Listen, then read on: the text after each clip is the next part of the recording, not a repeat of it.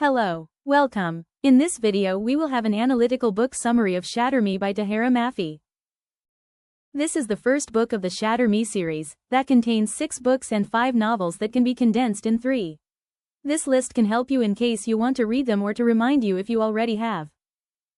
Chapter 1. The protagonist has spent 264 days in isolation under the control of an organization known as the Re-establishment. Her world has been reduced to a small cell, her own thoughts, and fragmented memories of a society that appears to have suffered severe environmental and social decline. The monotony of her confinement is interrupted when she is told she will be receiving a cellmate. Rather than feeling relieved, however, she is overwhelmed by fear and suspicion when a mysterious young man arrives. This opening chapter effectively establishes the novel's oppressive atmosphere while introducing a protagonist deeply affected by trauma and loneliness. The fragmented narration reflects her fragile emotional state and helps the reader experience her anxiety firsthand. Although little is revealed about the reasons behind her imprisonment, the uncertainty creates a compelling sense of intrigue. The arrival of the new cellmate immediately raises the tension and encourages readers to question both the characters and the system responsible for their captivity. Chapter 2. The protagonist wakes to the sound of rain and reflects on her own existence, comparing herself to a raindrop abandoned to an uncertain fate. As she watches the outside world through the small window of her cell, she begins interacting with her new cellmate for the first time. Despite her efforts to remain distant, they exchange a few words, revealing more about the harsh routines of their confinement. Throughout the chapter, the protagonist exposes the depth of her emotional isolation and the pain caused by human contact, especially when a brief accidental touch triggers a mixture of fear, longing, and vulnerability. The chapter ends as the prisoners are summoned for one of the few breaks in their daily routine: shower time. This chapter further develops the protagonist's psychological state and demonstrates how deeply isolation has shaped her view of the world and herself. The author relies heavily on poetic imagery and recurring metaphors, particularly those involving rain, birds, and freedom, to communicate her emotional fragility. An interesting tension emerges between her fear of her cellmate and her suppressed desire for human connection. While the plot progresses at a measured pace, the chapter succeeds in strengthening the characterization of the protagonist and increasing curiosity about both her past and the mysterious abilities that seem to define her fate. Chapter 3. When it is time for their scheduled shower, the protagonist guides her cellmate through the dark corridors of the asylum, revealing more about the horrifying conditions of the facility. Although it is officially described as a center for troubled youth, it operates more like a prison where residents are isolated, poorly fed, and surrounded by constant suffering. As she leads him through the darkness, she reflects on her imprisonment and her lingering fear that the authorities may one day decide to kill her. Throughout the journey, the young man repeatedly asks for her name, but she refuses to answer. In the shower room, she teaches him the survival routines she has learned during her 264 days of confinement. Upon returning to their cell, he surprises her by sharing his blankets, and finally introducing himself as Adam. Although she remains cautious, she begins to see him differently and feels the first signs of an unexpected connection.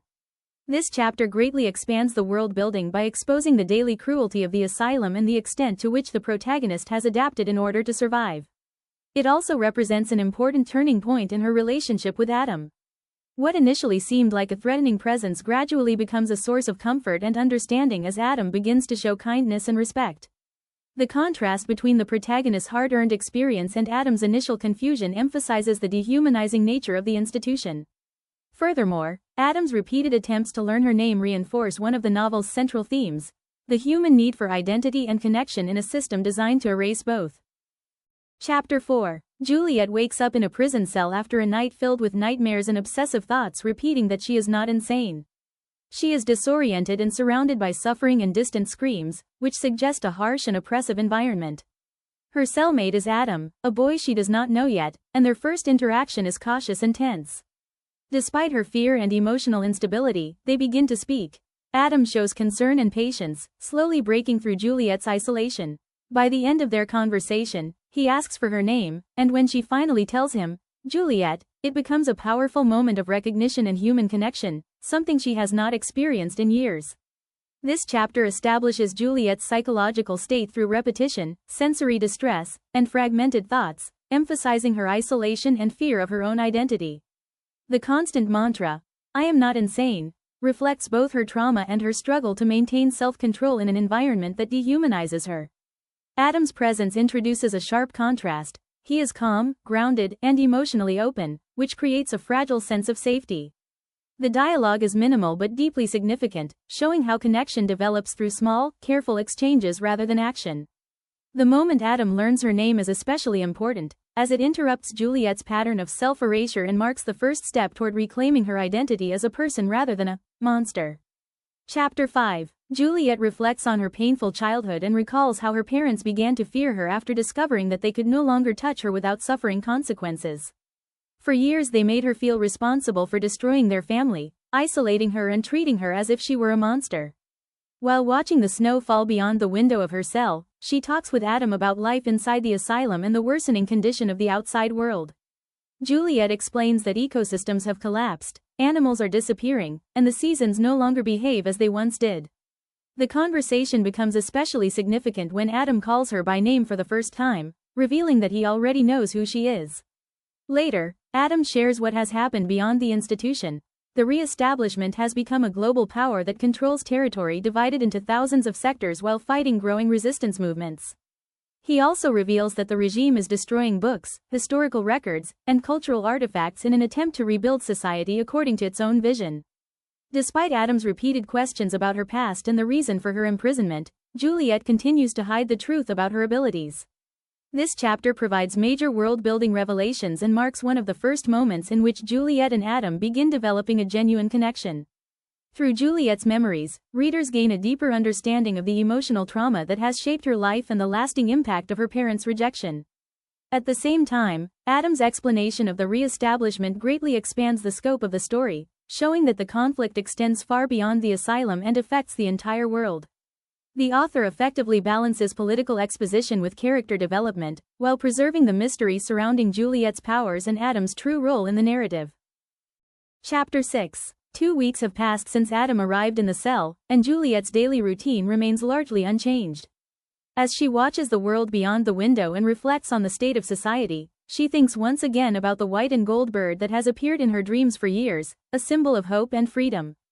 During a quiet conversation, Adam becomes curious about the notebook where Juliette records her thoughts. The discussion soon takes a dramatic turn when Adam reveals that the re-establishment plans to eliminate all existing languages and replace them with a single universal language as part of its effort to reshape society. The revelation deeply unsettles Juliette, who realizes that the regime is attempting to erase not only governments and cultures but humanity's collective identity as well. Overwhelmed by fear and emotion, she suffers a breakdown, prompting Adam to comfort her by pulling her into an embrace. Although Juliette desperately longs for human contact, she panics and insists that he must never touch her again. Their conversation grows more tense as Adam struggles to understand her behavior while she continues hiding the truth about her dangerous abilities. The chapter ends with a major revelation. Juliette recognizes Adam as a boy she knew from school years ago, someone she could never forget, even though he appears to have no memory of her. This chapter serves as a major turning point for both the world building and the relationship between the protagonists.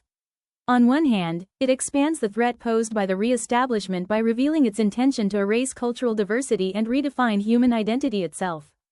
On the other hand, it significantly deepens the emotional bond between Juliette and Adam.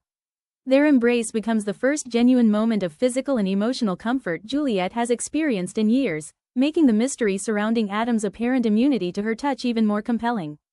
The final revelation that Juliette already knew Adam from her past adds a new layer of intrigue and recontextualizes many of her earlier reactions, strengthening the book's emotional and romantic undertones. Chapter 7. Juliette reflects on memories of life before society's collapse, recalling televisions, libraries, holidays, shopping centers, and many of the ordinary comforts that disappeared as food shortages and global crises intensified. She also revisits the painful events that led to her imprisonment. At the age of 14, after her unusual abilities were linked to an accidental death, she was labeled a danger by doctors, teachers, and authorities before ultimately being removed from her family and placed under the control of the re-establishment. As she struggles with guilt and with the growing feelings she has developed for Adam, she notices that he remains distant following their argument. Any chance of reconciliation is abruptly interrupted when 5 armed soldiers storm into their cell. Juliette and Adam are held at gunpoint, and when Juliette hesitates to comply due to shock, the guards violently assault her. Barely able to stand, she becomes convinced that they have finally come to execute her. The chapter ends with her being dragged away, uncertain of what fate awaits her. This chapter delivers important insight into Juliette's past while dramatically raising the story's tension. Readers gain a much clearer understanding of how her family and society came to view her as a threat, particularly after the fatal incident connected to her abilities. The author also further develops Juliette's internal conflict. She wants to protect Adam by keeping him at a distance, yet she longs for the human connection he represents. The sudden arrival of the soldiers breaks the reflective tone of the previous chapters and signals the beginning of a new phase in the narrative, transforming Juliette's constant fear into an immediate and physical danger. Chapter 8. After the brutal beating she suffered at the hands of the guards, Juliette spends 2 days unconscious before waking up in a different cell. Injured, confused, and completely alone, she struggles to recover while wondering what has happened to Adam. Soon afterward, armed soldiers force her to her feet and escort her through the facility. During the journey, she experiences a devastating shock. Adam appears dressed as a soldier and points a weapon directly at her. Juliette is crushed by the discovery that the person she had begun to trust seemingly belongs to the very system responsible for her imprisonment. She is then taken before a powerful young officer named Warner, a high-ranking commander within the re-establishment. Warner displays an unsettling combination of charm and cruelty as he studies Juliette and manipulates the situation around him. During this encounter, Adam's full name, Adam Kent, is also revealed. Convinced that she is about to be executed, Juliette instead receives an unexpected surprise when Warner announces that he has a proposition for her, leaving his true intentions unknown. This chapter dramatically reshapes the story by introducing an apparent betrayal and formally presenting Warner, one of the book's most significant characters. The revelation that Adam is connected to the re-establishment forces both Juliette and the reader to reconsider everything that has happened since his arrival in the cell. At the same time, Adam's behavior remains ambiguous, as he avoids direct interaction with Juliette and appears to be operating under strict military authority. Warner quickly emerges as a charismatic yet dangerous figure whose influence comes as much from psychological control as from physical power. The chapter expands the scope of the narrative beyond the confines of the asylum and establishes that Juliette possesses strategic value to the re-establishment, suggesting that her future role may be far more significant than she ever imagined. Chapter 9. Warner finally reveals why he has brought Juliette before him. He explains that he knows everything about her history, from her childhood medical records to the public complaints and fears surrounding her unusual ability. He also admits that Adam was deliberately placed in her cell as a test. Warner wanted to determine whether Juliette was truly unstable or whether she was still capable of interacting with other people without becoming dangerous. The revelation shatters the trust Juliette had begun to place in Adam, leading her to view their entire relationship as part of a carefully planned mission. Warner, however, is pleased with the results and offers Juliette a place at his side within the re-establishment. He believes her power could be used as a weapon in the regime's ongoing war against its enemies. When Juliette rejects the idea of using her gift to harm or control others, Warner makes it clear that his offer is not really a choice. He further threatens that Adam will be responsible for monitoring her and, if necessary, killing her. By the end of the meeting, Warner officially places Juliette under Adam's supervision, making him her personal guard and direct handler. This chapter delivers one of the most significant revelations in the book so far. The confirmation that Adam was sent to observe Juliette completely recontextualizes many earlier events and intensifies her sense of betrayal. At the same time, Warner firmly establishes himself as the story's central antagonist. His blend of charisma, intelligence, and cruelty makes him a far more unsettling threat than any of the soldiers or guards introduced previously. The chapter also confirms that Juliette possesses extraordinary strategic value because of her ability, raising the stakes from a personal struggle for survival to a much larger political and military conflict. Meanwhile, the emotional tension between Juliette and Adam grows even stronger as they are forced into a relationship shaped by distrust, hidden motives, and Warner's manipulation. Chapter 10. After receiving orders from Warner, Adam Kent officially becomes responsible for supervising Juliette Ferrars. Although Juliette is still devastated by the revelation that Adam was an undercover soldier sent to observe her, he continues treating her with a level of care that contradicts his role within the regime. Adam takes her outside the asylum for the first time in nearly a year, allowing her to experience fresh air, sunlight, and a sense of freedom she had almost forgotten. During their journey in a military vehicle, Juliette witnesses the condition of the world under the re-establishment, decaying cities, environmental devastation, widespread poverty, and a society living under strict military control. She also recalls the promises that brought the regime to power, including the elimination of cultural, religious, and linguistic differences in the name of equality and survival. As she observes the ruins of civilization and reflects on the existence of rebel groups still fighting against the system, she and Adam arrive at a massive building that appears to serve as a political and military headquarters for the re-establishment. The emotional tension between them continues to intensify, as Juliette struggles to reconcile the kindness Adam showed her in the asylum with the fact that he participated in the operation that delivered her to Warner. This chapter significantly broadens the scope of the book by moving Juliette beyond her confinement and revealing the true state of the outside world. The environmental and societal collapse confirms that the re-establishment's promises of salvation have evolved into a dictatorship that controls not only politics but also culture, identity, and collective memory.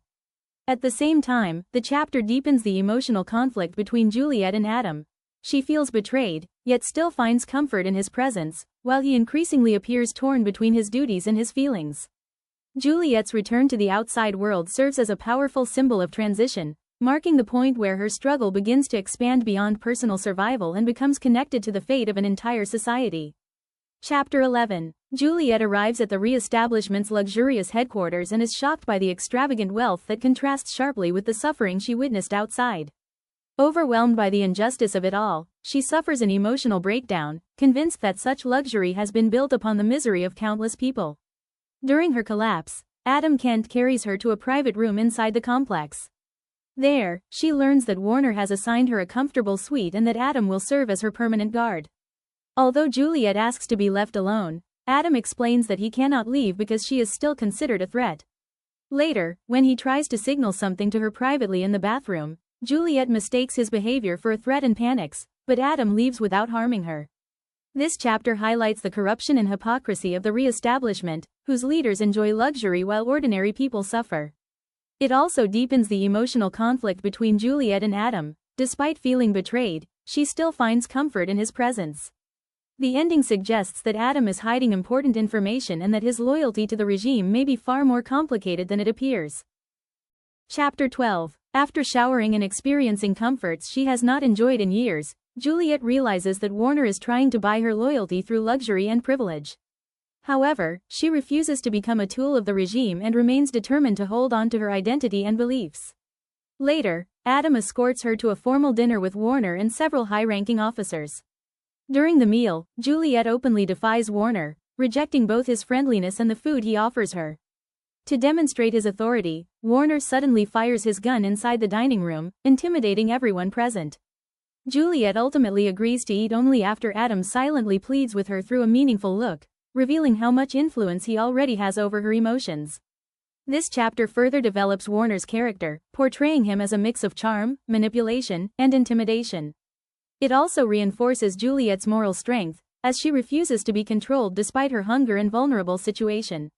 Meanwhile, the tension between Warner and Adam becomes more noticeable, while the emotional bond between Adam and Juliette continues to grow despite the mistrust and conflict surrounding them. Chapter 13. After dinner, Warner escorts Juliette Ferrars back to her room and continues trying to persuade her to join him, insisting that together they could be unstoppable. When Juliette asks how he discovered her ability, Warner decides to demonstrate it publicly. He orders a soldier named Jenkins to grab her regardless of her objections. Terrified, Juliette tries to run, but she is quickly surrounded by soldiers. When Jenkins finally touches her, Juliette's power activates. His energy and life force appear to drain from his body, leaving him paralyzed and in agony. Horrified by what she has done, Juliette desperately begs for someone to help him while the surrounding soldiers watch in fear. Among the witnesses is Adam Kent, who sees the entire event unfold. Warner, rather than showing compassion, uses the incident as proof of Juliette's value before carrying her away as she loses consciousness. This chapter explicitly reveals the destructive nature of Juliette's ability and confirms that her isolation was not based on superstition alone. It also highlights Warner's cruelty, as he treats people as tools to achieve his goals. At the same time, Juliette's anguish demonstrates that she does not truly enjoy her power but is instead tormented by the harm it causes, reinforcing the book's central conflict between what she can do and who she wants to be. Chapter 14. After fainting following the incident with Jenkins, Juliette Ferrars wakes up in Warner's bedroom. Confused and angry, she struggles to understand why he alternates between cruelty and apparent kindness, offering her food, water, and concern for her well-being. During their conversation, Warner reveals that he governs a sector of the re-establishment under his father's authority and admits that he relies on fear and violence to maintain control. He also insists that he needs Juliette, though he refuses to fully explain why. When Warner suggests that Juliette did not pull away from Jenkins immediately because she enjoyed, at least in part, the energy she gained from touching him, she is deeply disturbed by the accusation. In the end, Warner leaves her to rest in his room, making it clear that he has no intention of setting her free. This chapter adds significant depth to Warner's character.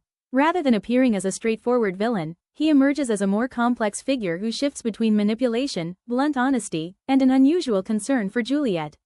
It also introduces a troubling possibility for the protagonist, that her power may be more appealing to her than she wants to admit. As a result, the conflict becomes not only external but increasingly internal, centered on Juliette's struggle to understand her own nature and abilities. Chapter 15. Warner continues to display a contradictory personality. While treating her with unusual care, he openly admits that he intentionally forced Jenkins to touch her in order to demonstrate to the soldiers how dangerous she is. According to him, making others fear her is a way of protecting her in a system where weakness can be deadly. Later, when Juliette returns to her room, she discovers that Adam Kent has been physically punished because of the recent events. Despite his injuries, Adam helps her enter the room and urges her to wear the purple dress Warner wanted her to wear, showing that he still cares about her despite everything that has happened. This chapter adds important depth to Warner's character. Although his actions remain manipulative and cruel, he begins to reveal a coherent philosophy centered on power, fear, and survival, presenting himself as pragmatic rather than simply evil. At the same time, Juliette and Adam's relationship continues to develop. She realizes that her resistance can bring consequences for him, increasing both her guilt and her concern for his safety. The final scene reinforces that, despite betrayal and separation, the emotional connection between them remains strong. Chapter 16. Juliette discovers that Adam Kent managed to save her notebook and hide it inside the pocket of the purple dress. While examining it in the privacy of the bathroom, she finds a message written by him. "It's not what you think." The note confirms that Adam is trying to communicate with her and suggests that his apparent betrayal may not be as straightforward as it seemed. This revelation restores a small sense of hope. Soon afterward, Warner arrives to take her somewhere new. During their walk, Juliette confronts him about Adam's punishment and witnesses an unexpected reaction when she mentions his mother. For the first time, Warner loses his composure and reveals a glimpse of vulnerability connected to his family. The chapter ends as Warner leads Juliette into an unfamiliar area of the compound and tells her, "Welcome to your future." This chapter is significant because it provides the first concrete evidence that Adam may be secretly helping Juliette, reviving the trust she lost after learning he was a soldier. It also adds a more human dimension to Warner by revealing an emotional weakness tied to his family, hinting at hidden personal conflicts beneath his carefully controlled exterior. Adam's note and Warner's unusual reaction deepen the mystery surrounding both characters and set up future revelations about their true motivations. Chapter 17. Warner takes Juliette Ferrars outside to a courtyard where she deeply enjoys the freedom and fresh air, something that remains extraordinary after her long confinement. There she witnesses a massive formation of soldiers from Sector 45, over whom Warner exercises complete authority. In front of them all, he officially introduces Juliette as a new asset of the re-establishment and orders the soldiers to show her respect through a formal display of submission. Juliette also discovers that Jenkins survived his contact with her. However, the event takes a much darker turn when soldier Seamus Fletcher is accused of collaborating with rebels and stealing supplies. After Fletcher admits his guilt, Warner executes him with a gunshot to the forehead in front of everyone, showing no hesitation or mercy. This chapter fully exposes the true nature of Warner's power. While recent chapters revealed moments of apparent vulnerability and kindness, here he demonstrates that he rules through fear, using public executions to maintain control over his troops. Juliette's presentation to the soldiers also confirms that Warner intends to turn her into a symbol of power within his regime. At the same time, the contrast between Juliette's joy at being outside and the brutality of the execution reinforces one of the novel's central themes: the coexistence of hope and cruelty in a world ruled by oppression. Chapter 18. Juliette is horrified by how casually death is administered under the re-establishment. Back in her room, Warner attempts to justify his actions as necessary for maintaining control and survival, but Juliette openly condemns him as a monster. Their argument shifts toward Juliette's own ability. she continues to view it as a curse or a disease, whereas Warner insists that it is an extraordinary gift whose true potential she has yet to understand. Before leaving, he tells her that the real purpose of her presence will begin the following day and that Adam Kent will once again be responsible for escorting her. This chapter serves as a turning point in Juliette's understanding of Warner. Although he has previously displayed moments of kindness and vulnerability, Fletcher's execution confirms that he is fully capable of ruthless violence when it serves his authority. At the same time, the ideological conflict between them becomes sharper. Juliette sees her power as something destructive and shameful, while Warner sees it as a source of strength and possibility. His repeated insistence that her ability is a gift foreshadows a future struggle over identity, suggesting that Juliette's greatest challenge may not be escaping Warner, but deciding how she understands herself. Chapter 19. Unable to sleep after the recent events, Juliette is haunted by nightmares involving Fletcher, Jenkins, Warner, and Adam. When she wakes, she discovers that Adam has been quietly watching over her and, despite the injuries he suffered as punishment, is still trying to protect her. In the bathroom, the only place without cameras, Adam reveals that the note in her notebook was written by him and explains that he never betrayed her. He then shares a crucial revelation: he can touch her without being harmed. Adam recalls that he already touched her in the asylum cell without consequences and proves his immunity by embracing her. He also promises that he will find a way to get her out of the compound and admits that he now understands why Warner is so interested in her. Before leaving, their renewed connection deepens dramatically, and Juliette notices a white bird tattoo on Adam's chest, echoing the symbol of hope that has appeared throughout her dreams. This chapter delivers one of the novel's most significant turning points. The revelation that Adam can touch Juliette removes the barrier that has defined her entire life and transforms their relationship into something far deeper than friendship or partnership. For the first time, Juliette experiences human contact without pain, fear, or rejection, restoring a sense of hope she thought she had lost forever. The chapter also reshapes the central conflict. Juliette is no longer completely alone and now has someone who may stand with her against Warner and the re-establishment. The recurring image of the white bird becomes linked to Adam, strengthening his role as a symbol of freedom, hope, and the possibility of a different future. Chapter 20. Juliette meets Warner for breakfast after discovering that Adam can touch her without being harmed. As she adjusts to her new circumstances, Warner insists that she eat and take care of herself because he considers her too valuable to lose. He reminds her of the rejection she has faced from her parents and society, arguing that he is the only person willing to accept and empower her. Although Juliette rejects his views and methods, she recognizes that some of his words reflect painful truths about her life. By the end of the chapter, Warner reveals that he is 19 years old and tells her that her training will soon begin. This chapter explores emotional manipulation and the desire for belonging. Warner attempts to gain Juliette's trust by using her past wounds to present himself as her only ally, while she struggles to maintain her independence. Her recent connection with Adam gives her new hope and strengthens her resistance. Warner's insistence that they are alike also serves as foreshadowing for future conflicts involving power, identity, and the choices Juliette will have to make.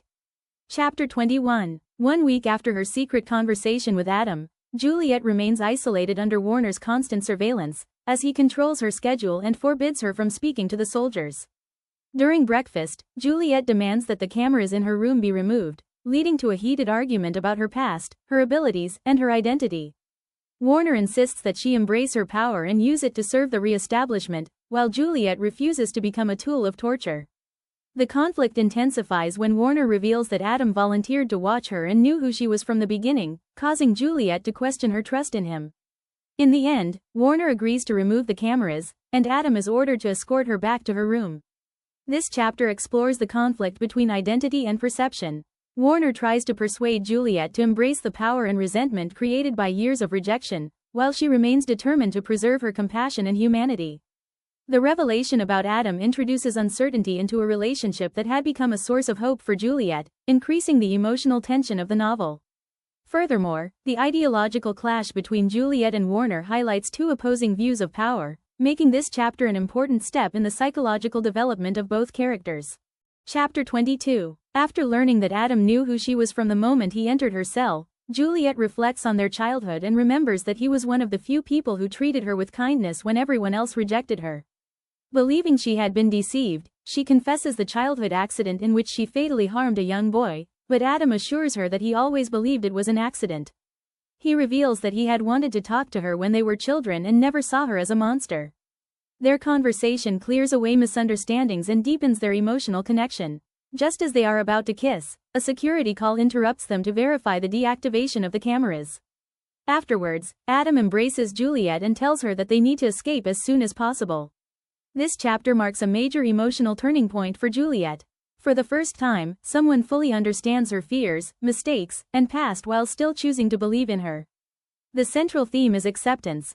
Adam challenges the monstrous identity Juliette has internalized for years and offers her a different way of seeing herself. The childhood memories also reveal how both characters experienced loneliness and suffering, strengthening their bond. Finally, the interruption from the surveillance system serves as a reminder that, despite this moment of hope and intimacy, they remain trapped in a dangerous environment, foreshadowing their planned escape. Chapter 23. Juliette remembers knowing Adam when they were younger and reveals that she had admired him for years. She reflects on the tragedy that led to her imprisonment, accidentally killing a little boy when she tried to help him after he fell. In the present, Adam comforts her and explains his plan for them to escape together when the army is distracted by an upcoming attack. When Juliette asks why he cares so much about her, Adam recalls many moments from their childhood when he witnessed her kindness and selflessness. He admits that he has thought about her for years and would follow her anywhere. They realize they have only 3 weeks to escape. This chapter deepens both Juliette's past and her relationship with Adam. The revelation about the little boy highlights that Juliette's greatest mistake came from an act of compassion, reinforcing the tragedy of her situation. Adam's memories reveal that he has always seen the goodness in her, even when no one else did. His confession challenges Juliette's belief that she is a monster and offers her something she has rarely received: understanding and acceptance. The chapter marks a major emotional turning point, strengthening their bond and giving Juliette hope for the future. Chapter 24. 2 weeks pass as Juliette pretends to cooperate with Warner, who becomes increasingly obsessed with her and emotionally unstable. During the nights, Juliette and Adam grow closer and continue planning their escape, now only a week away, while Adam shares more information about Warner, his family, and the re-establishment. Adam reveals that Warner's father runs the re-establishment from the capital and has placed Warner in charge of an entire sector. He also mentions that Warner hates his father even though he enjoys the power that this system has given him. Adam explains that Warner's mother is never discussed, and her identity and fate remain a mystery. However, Warner increasingly restricts their time together and eventually takes Juliette to an underground facility for a test involving her abilities. This chapter strengthens the contrast between Adam and Warner as opposing influences in Juliette's life. Adam embodies trust, compassion, and freedom, while Warner represents control, manipulation, and obsession. Juliette thinks of how Warner must have suffered a cruel childhood upbringing, marked by an exigent and ruthless father. This helps to explain part of his personality, even though she insists they are not the same. Chapter 25. Warner forces Juliette into a cruel experiment involving a small child. To save him from a room filled with deadly traps, she has no choice but to carry him, activating her lethal touch and causing him intense pain. While trying to protect him, Juliette discovers something unexpected. Besides draining life through contact, she possesses extraordinary physical strength. Overwhelmed by rage at what Warner has done, she smashes through a concrete wall and reinforced glass to attack him in front of armed soldiers. Rather than being frightened, Warner is thrilled by this new display of her abilities and orders the guards not to shoot. Juliette warns him that if he ever uses an innocent child like that again, she will kill him. This chapter is a major turning point because it reveals that Juliette's powers extend far beyond her deadly touch. The episode highlights the moral contrast between Juliette and Warner. She uses her abilities to protect others, while he exploits innocent people in pursuit of power and knowledge. The superhuman strength triggered by her anger foreshadows that she still does not fully understand her own potential. Warner's reaction is also significant. As his fascination with Juliette deepens, he increasingly sees her as something exceptional, making their conflict more complex and dangerous. It also reveals how Warner's feelings for Juliette are beginning to undermine his usual ruthlessness, even as he continues to exploit others in pursuit of power and knowledge. Chapter 26. After Warner's experiment, Juliette breaks down emotionally, and Adam comforts her, insisting that she is not a monster and that Warner is manipulating her into believing she is. Adam finally confesses that he is in love with her, and they both acknowledge feelings they have carried for years, strengthening their relationship and their plan to escape together. Juliette also looks at herself in a mirror for the first time in 3 years, reclaiming part of her sense of self. Their brief happiness ends when a military alarm signals an emergency at the base. Later, Warner discovers Juliette's hidden notebook, becomes suspicious, and confronts her aggressively. The chapter ends on a cliffhanger when someone enters the room, points a gun at Warner, and orders him to let her go. This chapter explores identity, love, and personal healing. Adam serves as Warner's opposite. While Warner tries to define Juliette as a weapon or a monster, Adam sees her as someone worthy of love and trust. The mirror functions as a powerful symbol of self-recovery, marking the first time in years that Juliette confronts her own reflection. At the same time, the military alarm and the discovery of the notebook increase the story's tension, foreshadowing that both the external rebellion and the internal conflicts within the base are rapidly approaching a breaking point. Chapter 27. Adam rescues Juliette from Warner, and together they attempt to escape the compound. During the confrontation, Warner shifts from a calculated antagonist into someone driven by intense emotional fixation toward Juliette Ferrars. Instead of focusing solely on preventing their escape, he tries to stop her through persuasion, openly confessing his love and framing her as central to his vision of the future. His words are not only possessive but ideological, insisting that the world will always see her as a monster while he recognizes her as exceptional and powerful. Warner also attempts to undermine Adam Kent, implying that Adam cannot truly understand or protect her the way he can. His behavior oscillates between controlled calm and moments of emotional volatility, revealing a deep, unstable obsession. When Juliette rejects him, Warner shows visible frustration and emotional strain, suggesting that his attachment to her is not purely tactical but deeply personal and desperate. As they prepare to escape through the window, Warner realizes that Adam can touch Juliette without being harmed. The chapter's biggest revelation comes when Warner accidentally touches Juliette's bare leg and is also unaffected, challenging everything known about her abilities. This chapter is a major turning point because it changes Juliette's understanding of herself and her powers. Warner reveals a more vulnerable side, while Adam becomes firmly established as her strongest source of support.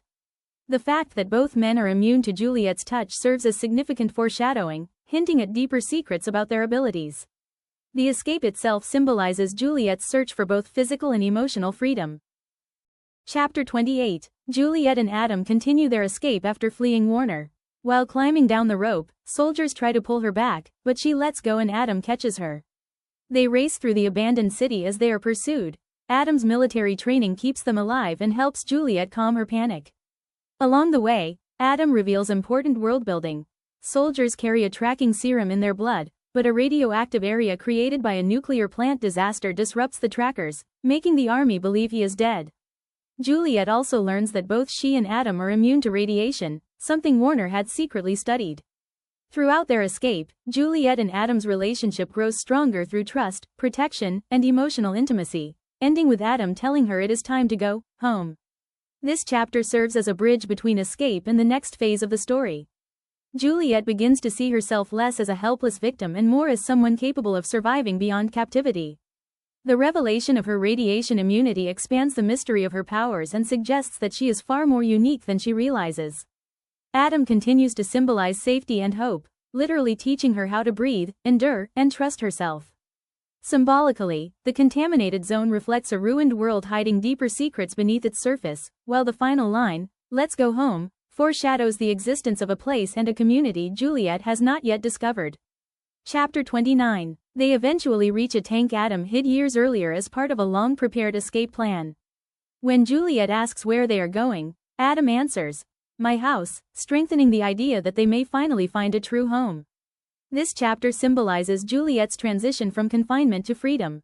Adam is no longer just a protector, he is revealed as someone who has spent years preparing for escape, highlighting how much he has risked for her. Their shared immunity to radiation suggests that both possess unusual qualities that are not yet fully understood, foreshadowing future revelations. The idea of home becomes especially significant because Juliette has never truly had one.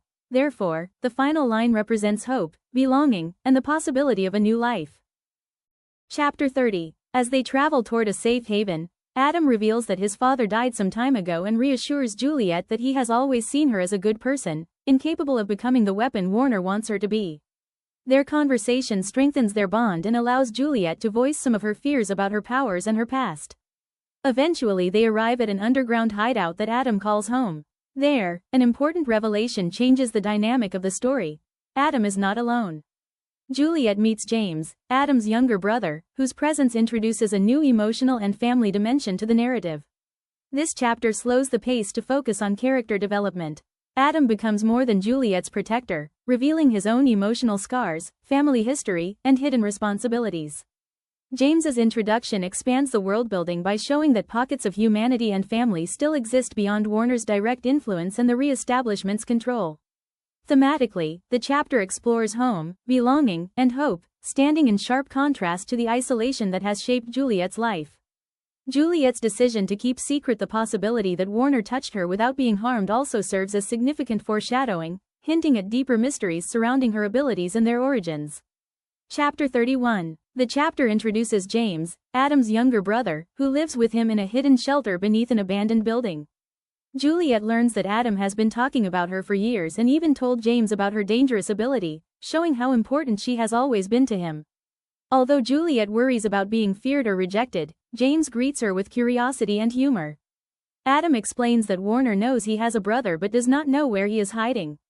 As the three head deeper into the shelter, Juliette is astonished by what she finds, ending the chapter with a growing sense of belonging and the possibility of a real home. This chapter shifts away from the tension of the escape and focuses on emotional development.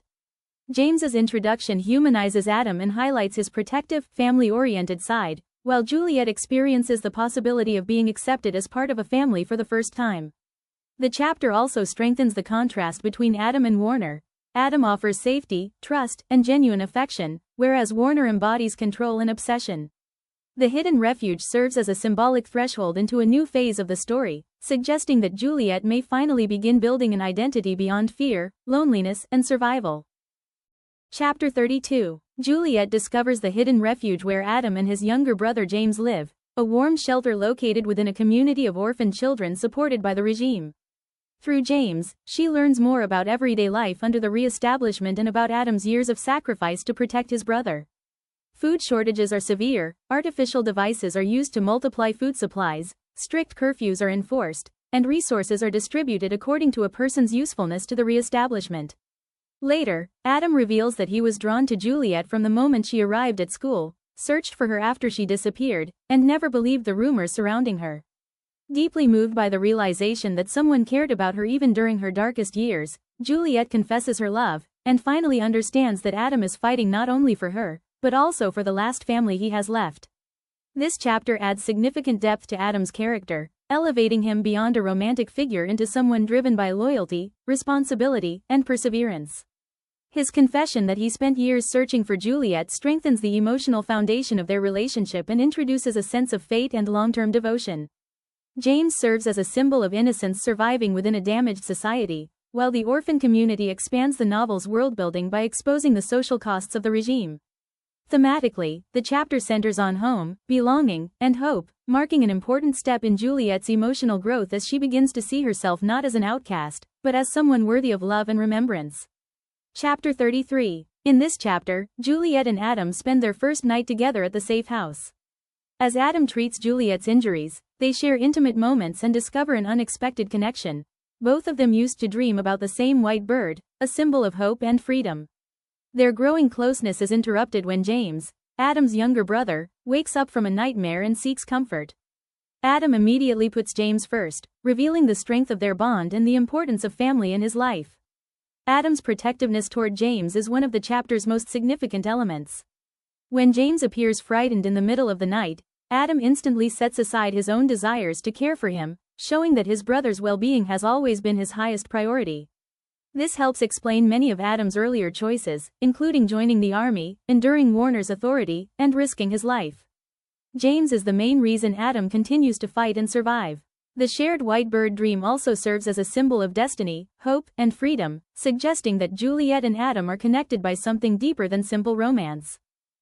Chapter 34. The next morning, Juliette wakes up beside Adam and learns more about his relationship with his younger brother, James.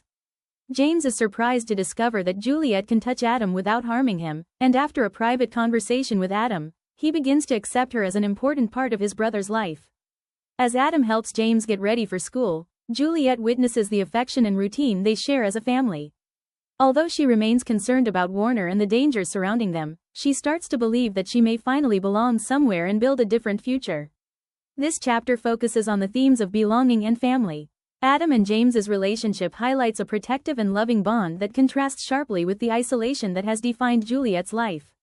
Adam serves as a brother, parent, and guardian all at once, caring for James's emotional and practical needs. For Juliette, witnessing this connection is transformative because it allows her to imagine a life built on affection and stability. From a narrative perspective, the chapter provides a brief pause after the escape while keeping Warner's threat present in the background. The contrast between the danger outside and the warmth of the safe house symbolizes the possibility of hope in a world that has largely lost its humanity. Chapter 35. A badly injured stranger, Kenji, breaks into Adam's hideout, immediately raising tension and forcing Juliette into a defensive stance. Although Adam distrusts him, he treats Kenji's wounds after learning he was tortured by the re-establishment and escaped under mysterious circumstances. Kenji claims that someone led him directly to Adam's location, suggesting the hideout may have been compromised. While Adam focuses on protecting James and reconsidering their escape plan, Kenji complicates matters further by insisting he knows a safe place that could help them survive. This chapter deepens the central conflict between trust and survival. Kenji's arrival destabilizes the fragile safety of Adam's refuge and forces him to confront his core fear that any breach could endanger James. His immediate concern reinforces that his brother remains his primary motivation, above even Juliette or himself. Kenji also introduces narrative uncertainty. He may be an ally or a threat, which reinforces the dystopian theme that trust is always fragile. Meanwhile, Juliette begins to step into a more active role, showing early signs of agency and willingness to protect the group rather than remain purely reactive. Chapter 36. Adam and Juliette debate whether they can trust Kenji's claim that he knows a safe place to escape to. Adam is overwhelmed by anxiety about protecting his younger brother James, who is the core reason he has built this hidden life. Kenji insists his information is real and pushes for immediate action, bringing urgency and tension to the group. His irreverent attitude clashes with Adam's caution and Juliette's emotional uncertainty, while also highlighting the growing emotional bond between Adam and Juliette. The group prepares to leave before James returns from school, and the chapter ends on the imminent arrival of the child, heightening the stakes. This section deepens the novel's exploration of survival under authoritarian control and the psychological burden of caretaking. Adam is portrayed as a protector trapped between resistance and responsibility, with James symbolizing both hope and vulnerability. Juliette's emotional development continues through her shifting sense of belonging, as intimacy begins to redefine her identity. Kenji introduces tonal contrast and narrative balance, acting as both disruptor and catalyst. His bluntness forces hidden tensions into the open, especially around trust, loyalty, and emotional attachment. His presence challenges Adam and Juliette's tendency toward isolation, suggesting that survival in this world may require uneasy alliances. The chapter's ending reinforces one of the series' recurring tensions: safety is always temporary, and the idea of home is fragile, especially when built in secrecy under constant threat of discovery. Chapter 37. The group's hideout is attacked, forcing Adam, Juliette, Kenji, and James into a rapid and violent escape. Gunfire and explosions push them out into the streets as they flee through hidden exits and abandoned buildings. Despite his injuries, Kenji continues to move with them, but Adam ultimately decides to leave James in his care while he and Juliette search for transport, promising to return for his brother. The chapter shifts the narrative from contained tension to full-scale survival, destroying the illusion of safety in a matter of moments. James's temporary separation highlights the emotional cost of their escape and reinforces Adam's protective bond with him as his primary vulnerability and driving force. At the same time, Kenji's presence emphasizes both instability and adaptability within the group, while the collapsing environment reinforces the brutality and systemic abandonment of the world they are trying to survive in. Chapter 38. Adam and Juliette flee through a chaotic city filled with panicked civilians and relentless soldiers pursuing them through a maze-like building. Despite constant danger, they manage to navigate gunfire and collapsing paths while working together instinctively to survive. Adam focuses on keeping Juliette alive as they push toward an exit, fully aware that capture or death is imminent. They finally emerge into the street and find several cars available, only for the situation to take an unexpected turn when an unfamiliar voice interrupts them. This chapter heightens the pace and reinforces survival as a constant, unstable condition rather than a temporary struggle. Adam and Juliette's dynamic becomes increasingly intuitive, showing a deepening bond that relies more on instinct than communication. The pursuit also emphasizes the collapse of former loyalties, as Adam is forced to fight against people who once shared his training and environment, highlighting the regime's ability to fracture human relationships. The ending introduces a sharp narrative disruption, signaling that reaching apparent safety does not eliminate danger, but instead often precedes a new escalation. Chapter 39. Juliette is captured by Warner after the attack, believing Adam may be dead or gravely injured. Warner brings her into a classroom-like space and reveals that he is immune to her touch, attempting to convince her that they are meant to be together.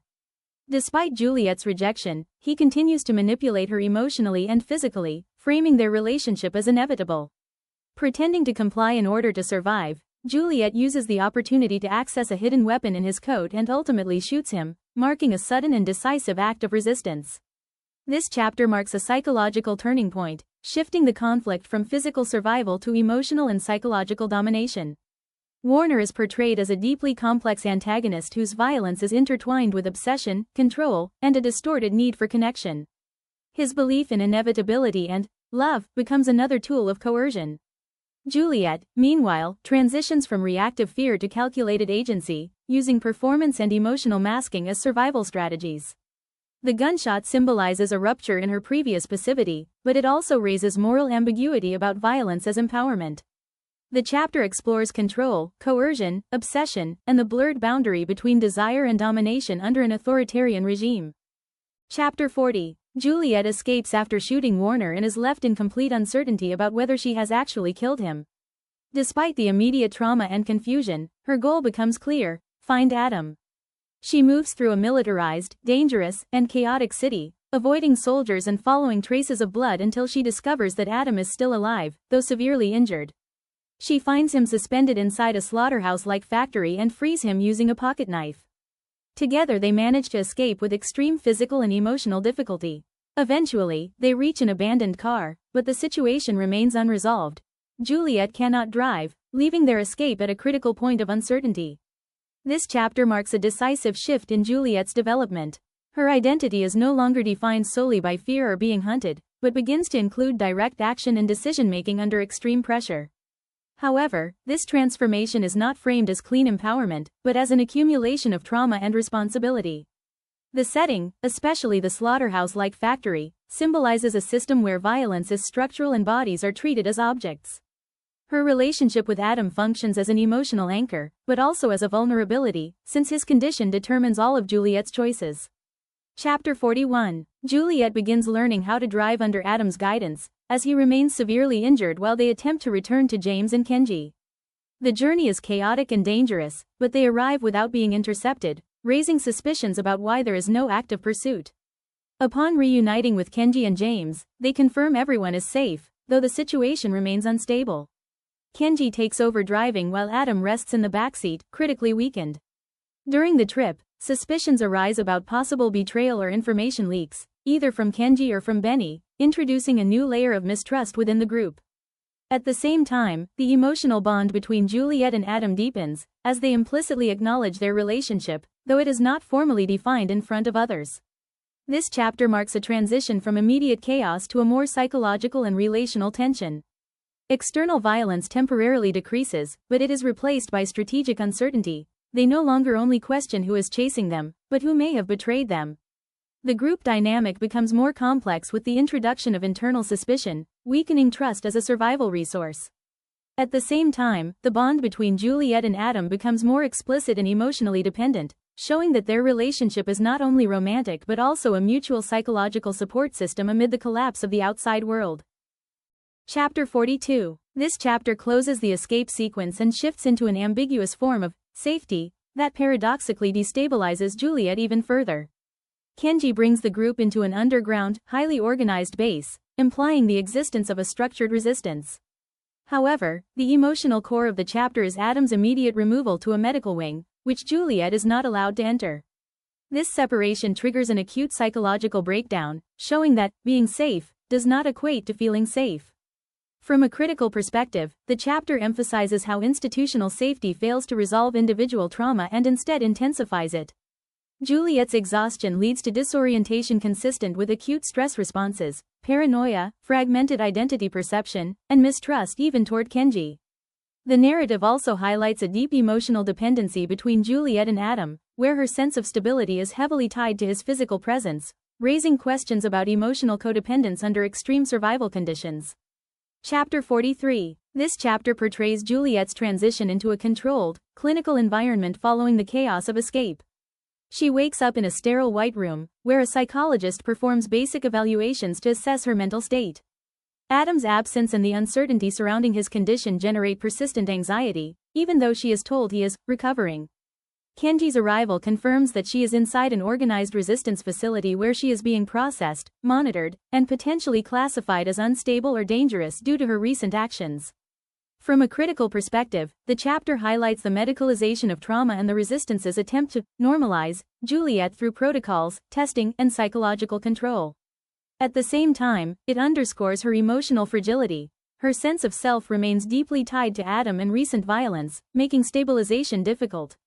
The narrative contrast between clinical detachment and Juliette's intense emotional state emphasizes how institutions attempt to contain what is ultimately a deeply human psychological rupture. Chapter 44. This chapter clarifies the internal structure of the refuge and the power dynamics within the group. Juliette learns that Kenji has been withholding key information about the place and about Castle, the central authority figure everyone reports to. Winston, the person psychologically evaluating her, confirms that she is inside an organized base, but one that is also tightly controlled, where her access to Adam and James is restricted. Tension rises as Juliette realizes she was brought under partial deception, weakening her trust in Kenji and in the system protecting her. From a critical perspective, the chapter examines paternalistic manipulation within resistance structures. Kenji justifies his secrecy as protection, while Juliette interprets it as a violation of autonomy. This reinforces her central conflict between survival and control. She remains unable to make informed decisions even in a supposedly safe place. The chapter also balances tension with humor, Winston-Kenji dynamic, which humanizes the environment but does not erase the underlying hierarchy and surveillance embedded in the refuge. Chapter 45. This chapter reveals the true nature of the refuge, Omega Point, an advanced underground base functioning as the center of the resistance. Juliette is guided by Kenji and Winston through the facility, discovering advanced infrastructure, internal discipline, and a structured community with defined roles. Kenji ultimately admits that his arrival at Adam's side was not accidental but part of prior surveillance work. The central tension emerges when Juliette is introduced to Castle, the leader of the resistance, who has requested to meet her due to rumors about her abilities. From a critical perspective, the chapter expands the narrative world from chaotic survival into a complex political and military organization. Omega Point represents an alternative power structure to Warner's regime, but it also introduces a different form of control based on hierarchy, restricted information, and charismatic leadership figures like Castle. Juliette, despite being potentially valuable to the resistance, maintains deep distrust, shaped by trauma and her need for tangible proof before accepting any authority. This reinforces the saga's central theme, the conflict between power, control, and personal autonomy. Chapter 46. Juliette is taken to meet Castle, the leader of Omega Point, who explains that the organization is a long-prepared resistance against the re-establishment. He claims that much of what Juliette believes about the world has been manipulated to maintain control over the population. Juliette remains skeptical and demands proof, unable to fully accept this new version of reality. During their conversation, Castle reveals that Adam is alive and recovering thanks to Omega Point's medical resources, which deeply affects Juliette and strengthens her emotional connection to the group, though she does not fully trust them yet. This chapter establishes the ideological conflict at the heart of the story by contrasting the authoritarian control of the re-establishment with Castle's organized resistance. However, Castle's role is not purely liberatory. From a critical perspective, Omega Point represents an alternative power structure to Warner's regime, but it also introduces a different form of control based on hierarchy, restricted information, and charismatic leadership figures like Castle.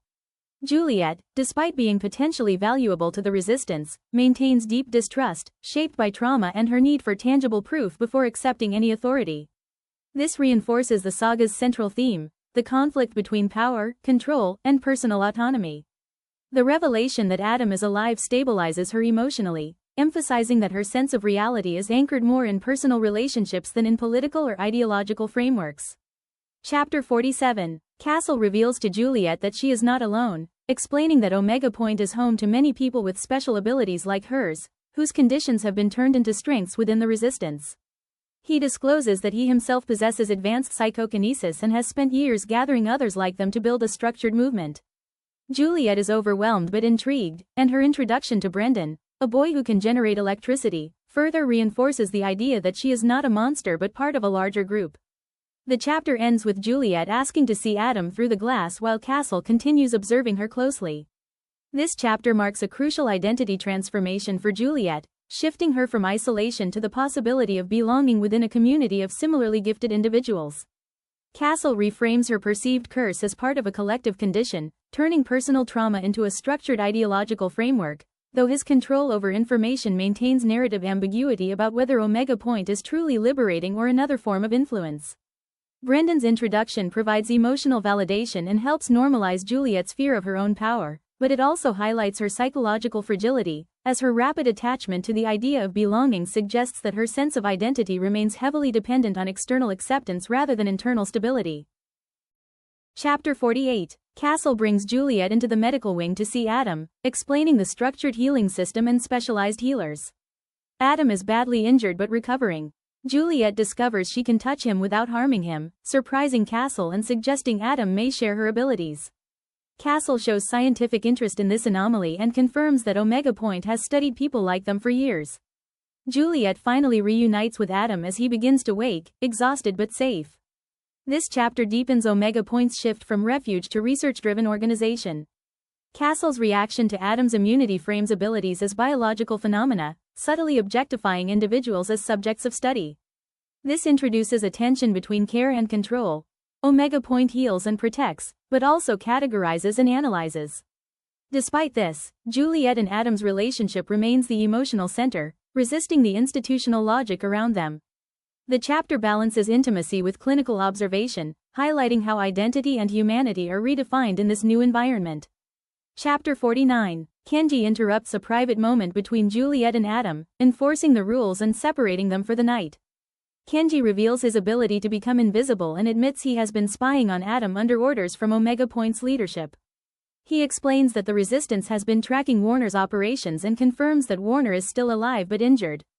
Tensions rise between Adam and Kenji over trust and past surveillance.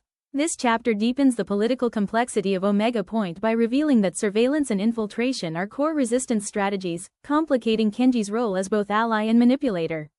His invisibility ability becomes symbolic of institutional control through unseen observation. The distrust between Adam and Kenji highlights the friction between emotional loyalty and strategic necessity. The interrupted intimacy between Juliette and Adam reinforces a recurring tension. Even within a supposed safe haven, authority structures regulate personal freedom and emotional connection. Chapter 50. Winston takes Juliette early to begin adjusting to life at Omega Point and explains that only a small group has abilities that must be trained and controlled. He reveals his own power, extreme bodily flexibility, which he downplays despite its usefulness. Later, Adam and Kenji meet Juliette and give her a specially designed suit. Adam thanks her for saving his life, and they share an intimate moment while he helps her put it on. The chapter ends with Adam admiring Juliette in the suit, emphasizing their emotional bond. This chapter balances world-building with an intensification of romantic tension between Juliette and Adam. Winston's ability introduces a grounded, even understated take on powers, challenging any simplistic notion of heroic gifts. However, the narrative focus remains on intimacy and emotional development, where physical description and closeness replace external conflict. The suit functions symbolically as a transformation of Juliette's identity, marking her shift from danger-defined isolation to visible empowerment and belonging within Omega Point. Overall, the chapter emphasizes emotional integration over plot advancement, reinforcing Juliette's gradual acceptance of both her body and her relationships. Epilogue. Winston explains that Juliette's new suit is designed to manage her lethal touch, regulate temperature, and protect others while allowing controlled physical contact when needed. He provides gloves and boots that complete the outfit. Juliette feels strong, safe, and for the first time fully integrated into Omega Point. Adam removes one of her gloves and holds her hand, reinforcing their emotional connection as Juliette embraces her new life and sense of purpose. The epilogue frames the suit as the final symbol of Juliette's transformation from isolation to agency. It does not remove her dangerous ability but regulates and integrates it, turning what was once purely fear-inducing into something functional and controlled. This marks a shift from rejection to structured acceptance within Omega Point. However, the suit also reflects institutional framing. Her power is still managed, just more humanely. Adam's gesture of removing her glove disrupts that mediated control and reasserts intimacy over system design. The ending completes Juliette's psychological arc.